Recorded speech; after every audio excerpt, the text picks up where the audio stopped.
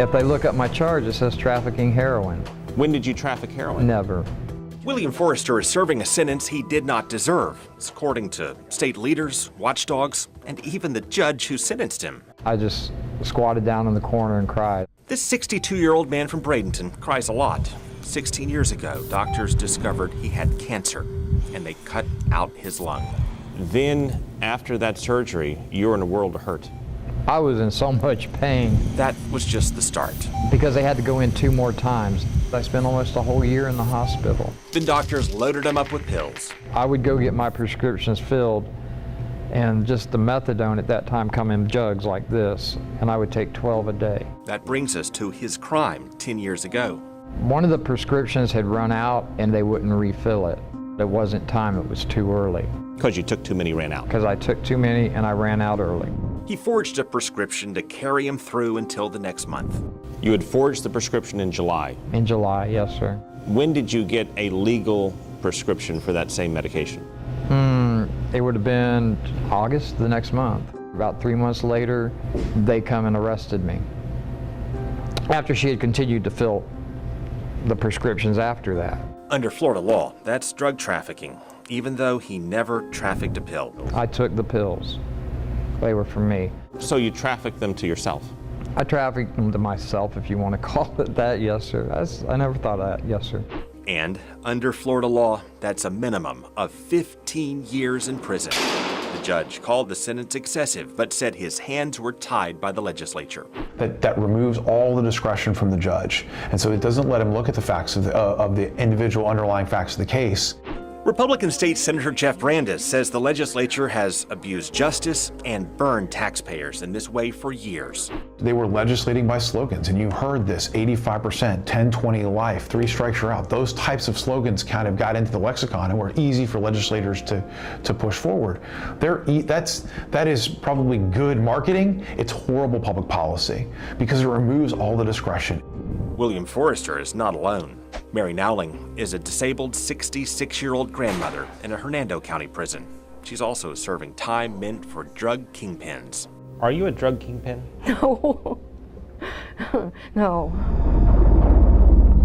First, burglars broke into her home and beat her. The guys jumped up with ski masks and gloves and guns. He grabbed me around my throat, pulled me in the house. What did they do to you? They took a 9mm and smashed me in the face like that. That fueled her anxiety and depression. And I lost my home, and I lost my mind. You were homeless? Mm-hmm. Then a young man invited her to stay in his home. We didn't have like a boyfriend-girlfriend relationship. What do you think he was interested in offering you a place to stay? My pain pills. He asked her to sell her pain pills to a friend who turned out to be an informant. She also got 15 years. She said her judge shuddered as he gave out the sentence. Took it right out of his hands. He went... Like many snared for drug trafficking, she's a relatively low-level offender who is mentally ill, disabled, and poor. They're taking mothers away from their children. They might be poor mothers. That's still better than no mother. The legislators that make these laws, they don't realize what they're doing. Senator Brandes agrees, and he's leading a bipartisan push for reform. So for me, it's allowing judges to have the ability to go below the mandatory minimums when the case deserves it, when justice demands it.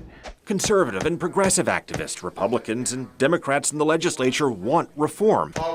And yet this year, the bill to give judges more discretion failed. Largely they failed because there are still groups out there that want to maintain all the discretion with the prosecutors. Meanwhile, William Forrester's judge noted we're paying more than $58 a day to keep him in prison. So they've spent $200,000 to keep me in here for 10 years. That's not counting his prescriptions and trips to the hospital. And then the second time I went, I was coughing up blood. A cancer survivor with a missing lung has a tendency to catch pneumonia. I've seen people that have robbed banks, child molesting. I mean, some horrible crimes that get under 15 years. Meanwhile, we're paying another $58 a day to keep Mary Nowling in prison, plus her medicine, and hundreds, if not thousands of others who fit the same profile. A state report found most of Florida's oxy and hydrocodone trafficking convictions were for the equivalent of 1 or 2 prescriptions. So you don't have a cartel? No, I'm not exactly sure what a cartel is. She just wants to meet her grandkids who live too far away to visit. I just want to hold all of them at once. Who keeps sending her letters asking for Granny. I would love to read to them. I would love for them to tell me, because they write in their letters, "I love you, Grandma. I miss you. I want to see you."